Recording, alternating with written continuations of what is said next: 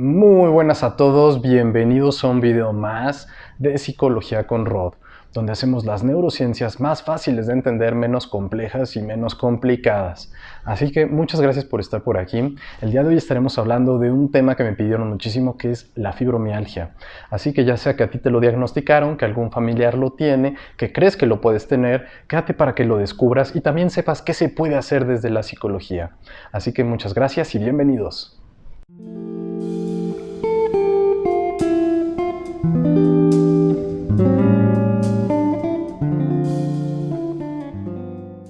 Bien, ¿qué es la fibromialgia? La fibromialgia es uno de esos padecimientos. Primero déjame te cuento un poquito el contexto, que durante los últimos 20 a 30 años ha recibido mucho más diagnósticos por parte de los médicos, en especial por los reumatólogos. De hecho, desde el 92 se ha comenzado a hacer publicaciones sobre que era el primer momento probablemente donde oficialmente la Organización Mundial de la Salud y la Asociación de Reumatología en Estados Unidos hablaban de que esta era una condición diferenciada y que estaba empezando a cobrar mucho más víctimas en todo el mundo. De hecho, actualmente sabemos que afecta cerca del 6.4% de la población mundial, lo cual lo convierte en uno de estos padecimientos a los cuales hay que dar atención y que necesita mucho más investigación para que nuestros pacientes, tengan opciones terapéuticas. Y de ahí que hoy día también ya sabemos que los psicólogos ponen su cucharota en este tipo de diagnósticos. Yo te hablaré un poco de mi experiencia como psicólogo clínico y psicofisiólogo. Pero ¿qué otra cosa se entendió con el paso del tiempo?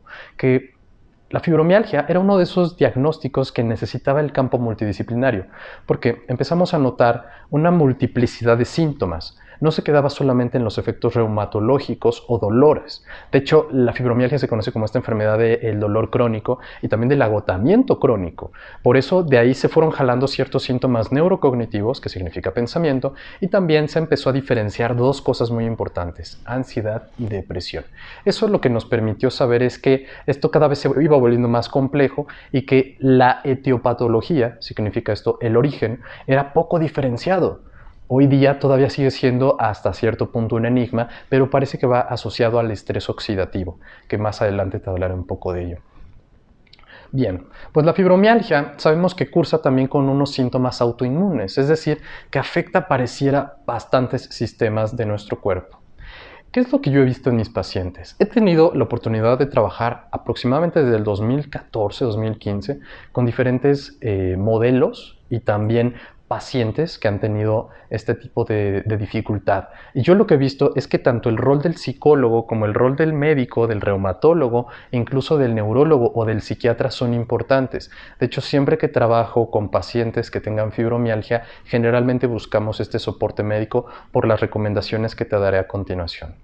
Empecemos por la primera recomendación: no automedicarnos. Es muy fácil, muy común que veamos anuncios en la tele sobre medicamentos para el dolor, y como me han dicho que la fibromialgia es una enfermedad del dolor, entonces voy y compro tal vez un analgésico, un medicamento muy potente para controlar dolor, y probablemente me ayudará al inicio y después pierde su efecto. Esto es porque realmente pareciera que no va por ahí el control del síntoma del dolor. Entonces, lo más importante antes de automedicarnos es acudir con un médico, aunque sea con un médico general que pueda tener un poco de experiencia. Generalmente los médicos tienen bastante experiencia en dolor. Y vaya que ellos tienen también la expertise para poder decirte: ¿sabes qué? Pareciera que esto se parece a la fibromialgia y es muy probable que tengas que ir con un reumatólogo primero para que lo diferencies. Pero probablemente en el paso se vayan integrando otros especialistas que te ayuden a controlarlo. De hecho, hoy sabemos que la remisión de síntomas, a pesar de que es variable en cada paciente, ¿qué quiere decir esto? Cada paciente va a tener síntomas muy diferentes de uno a otro, aunque los dos tengan el diagnóstico de fibromialgia. Por eso es importante también mencionar que unos van a tener síntomas más fuertes que otros. A lo mejor otros van a tener síntomas de tipo neurocognitivo, incluso como olvidos, fallas en la memoria, problemas de razonamiento, dificultad para concentrarse o dificultad para poner atención. Y van a haber otros que a lo mejor no lo tengan, que tengan síntomas más diferenciados en la parte, por ejemplo, de depresión. Una persona que ya no tenga ganas de hacer cosas, un desánimo general de vida, etc. Por eso sabemos que estos dos trastornos están presentes o a veces se correlacionan. ¿Qué quiere decir esto? Que conviven con. Entonces, ¿qué podemos hacer? Te decía, la primera recomendación es no automedicarnos. Acudamos con los especialistas. Si no podemos, hay que tener al menos el conocimiento bien claro de qué es la fibromialgia, sobre todo para saber hasta dónde o con quién acercarnos, ¿no? Ese es el primer consejo. El segundo consejo es acudamos con una persona que pueda escucharnos, en este caso un psicólogo o alguien, vaya, del sector salud, también tienen la capacidad para poder entender. Una de las cuestiones que ha ocurrido con la fibromialgia es esta desacreditación social o esta descalificación, porque la gente puede llegar a confundir. Pueden pensar que estás fingiendo tus síntomas y no es así. Los síntomas de la fibromialgia son muy reales y necesitan atención y necesitan tratamiento. Hay casos donde podemos ver pacientes que tienen rachas donde desaparece el dolor y después vuelve. De ahí que también se correlacione con esta parte emocional, cognitiva, psicológica, donde nosotros como psicólogos intervenimos. Cuando nos acercamos con una persona a hablar, es bien importante tener la apertura de saber que no todos saben a profundidad qué es esto de la fibromialgia, e incluso muchos colegas, muchos psicólogos, no es su campo de expertise y de pronto llegan y les hablan y es como de, pues no sé qué es, pero lo trabajamos, ¿no? Entonces, no, yo me iría o yo buscaría algún psicólogo que también tenga esta experiencia tratando con pacientes que hayan padecido o padezcan fibromialgia. Al igual que un reumatólogo, hay reumatólogos especializados que tienen ya cursos actualizados para tratar fibromialgia. No quiere decir que el pronóstico sea igual nada más por ir con el que es el mejor. Puedo a lo mejor tener una cantidad de síntomas, pues vaya, que no solamente se van a arreglar con un fármaco, que yo necesito hacer otros cambios, como que en estilo de vida, a lo mejor tengo una vida muy estresante que no le ayuda para nada a mi padecimiento y probablemente tengo que hacer algunos cambios. Entre ellos hay personas que desde mudarse a la playa, irse al bosque, cambiar de trabajo, empezar a integrar otras actividades en su día a día, practicar yoga, hacer ejercicio. Hay una multiplicidad de recomendaciones que podemos darles a los pacientes. Te voy a decir qué trabajo yo con mis pacientes que llegan a tener este padecimiento. El primer ejercicio por excelencia, desde la parte de neuromodulación no invasiva, la variabilidad de la frecuencia cardíaca. Imagínate que es un ejercicio donde nosotros vamos a hacer respiración, pero no es la respiración habitual que muchas personas conocen, que es la respiración pulmonar, sino es un ejercicio que vamos a hacer con el diafragma, la famosa respiración diafragmática, pero la vamos a hacer a una frecuencia y a un intervalo que nos va a permitir empezar a generar una relajación de nuestro sistema y también, de cierta manera, es como un masaje que le damos al corazón. ¿Por qué? Porque en medida que nosotros vamos haciendo estos ejercicios, vamos entrando o induciendo a nuestro cuerpo en un estado de relajación que va a desactivar a uno de nuestros sistemas, que es el sistema nervioso autónomo, en su vía vagal, sobre todo en la parte simpática, que aunque no entiendas ninguno de estos conceptos, significa que el estrés que genera una activación automática de tu cuerpo se empieza a apagar y te empiezas a relajar. Esta respiración, ¿cómo es? Yo recomiendo a mis pacientes que la hagan de 5.5 a 6 respiraciones por minuto. Yo te recomendaría, para empezar, que la hagas de 4 segundos. ¿Qué quiere decir esto? Que durante 4 segundos inhalemos y durante 4 segundos exhalemos. ¿Por qué digo 4 y no 5? Porque no todos pueden aguantar 5 segundos. Una respiración de 5 segundos es una respiración de 10 segundos para un ciclo completo. Entonces, 4 segundos para inhalar y 4 segundos para exhalar ayudan bastante bien. Pero esto no es una respiración que tú vas a hacer como un ejercicio de velocidad o de fuerza, ¿no? Donde hay gente que hace... No. La respiración diafragmática, recordemos que es inflando el diafragma, la pancita. Imagínate, pon tus manos sobre tu vientre, infla y vas a darte cuenta que se empieza a expandir y cuando exhalas se empieza justamente a comprimir.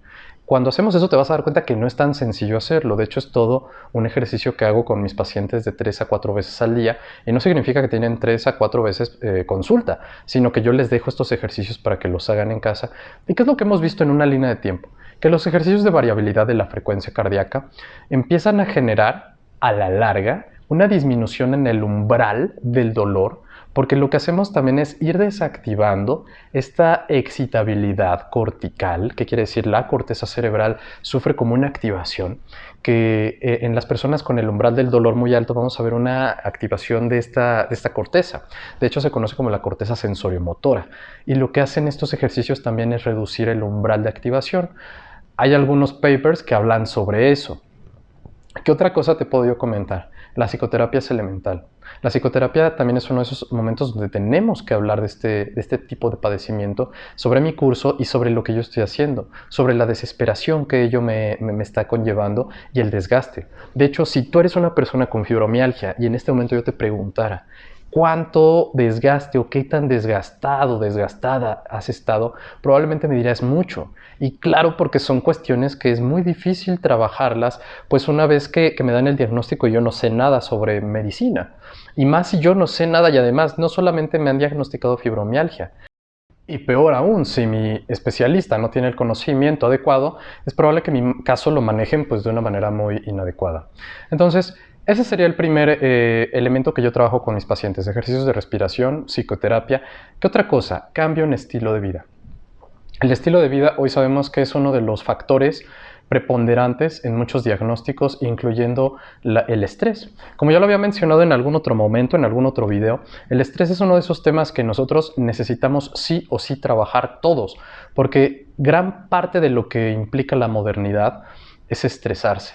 Y quiero que hagas un ejercicio y pienses un momento en cómo, en medida que ha ido avanzando el tiempo, nosotros de pronto nos hemos convertido en seres muy impacientes y la impaciencia es la hermana prima del estrés.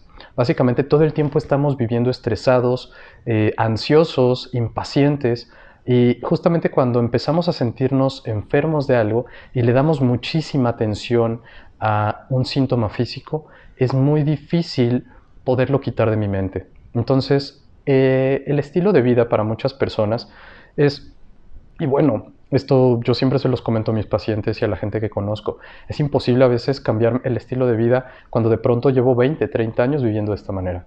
Pero sí es posible hacer pequeños cambios. De hecho, esos pequeños cambios generan grandes impactos a la larga. Como por ejemplo, personas que fuman, pues dejar el tabaco, personas que comen muchas grasas, dejar las grasas. Todo eso va a generar un impacto positivo justamente a la larga. Probablemente en el momento me sienta mal porque pues, es una cuestión que yo tengo habitual.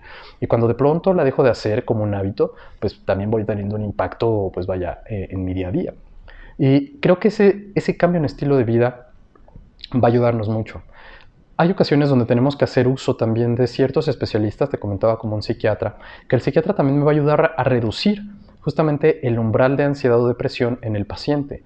La cantidad de pues, estrés cognitivo que pudiera llegar a tener es una de esas cuestiones justamente que los pacientes luego les cuesta más trabajo. Y cuando no tienen una estabilización a nivel de neurotransmisores, pues nos cuesta un poco más de trabajo a los psicólogos trabajar. Lo que te puedo decir si tú tienes este diagnóstico es que hay posibilidades terapéuticas, el pronóstico varía de paciente a paciente y siempre vamos a tener posibilidades de trabajarlo. Sé que es algo difícil si tú lo padeces, sé que en este momento probablemente ya te sientes muy cansado, cansada de esto y claro que es uno de esos temas que finalmente también necesitas hablarlo y como yo siempre se los digo, háblalo con algún familiar, con algún amigo, háblalo conmigo incluso. Yo siempre estoy abierto también a poder escuchar a las personas, a poder ayudarlos. Creo que si nosotros no vamos generando conciencia, y ese es el primer elemento, muchas cosas no van a poder ser posibles trabajarlas. Yo te agradezco muchísimo porque este tema, digo, da mucho por hablar, pero en realidad no quiero hacer un video tan largo. Quiero que te vayas con la idea de que es posible trabajarlo, de que hay especialistas. Por ello tengo algunos colegas incluso que están trabajando específicamente en esto. Es uno de los temas que yo trabajo, pero también hay gente especializada. Y ellos realmente son personas que también por algo han estudiado eso, ¿no? Y también médicos reumatólogos excelentes que trabajan con esto. Así que no te preocupes. Hay posibilidades, afortunadamente, la tecnología también nos da esas posibilidades. Trabajar estos problemas para poder darles opciones a los pacientes. Y en un futuro ten por seguro, por segura, que vamos a tener opciones cada vez mejores para poder apoyar a los pacientes. Y mira, si esto es algo que está afectando a tanta cantidad de gente en el mundo, se va a convertir en algo que hay que trabajar sí o sí. Muchas gracias por estar en este video, espero que tengas un excelente día y aprovechando ya el cierre de este video te invito porque el próximo miércoles ya vamos a empezar a tener en vivos a las 9 de la noche en horario de Ciudad de México sobre múltiples temas. Es muy probable que el tema que estemos trabajando ese día sean las relaciones de pareja, pueda ser el estrés en tiempos de pandemia, en fin, propongan y estaremos hablando de varios temas en ese en vivo que hagamos. Vamos a estar haciendo habitualmente los en vivos los días miércoles para que vayas apartando ese horario en tu agenda y para que lo apartes conmigo y nos veamos por acá. Así que muchas gracias, les mando un beso así enorme, un abrazo igual de enorme, los quiero mucho, cuídense mucho y propongan más temas para que estemos platicando más aquí en Psicología con Rod. Espero que no te haya sido tan pesado este tema y nos vemos en la próxima. Chao.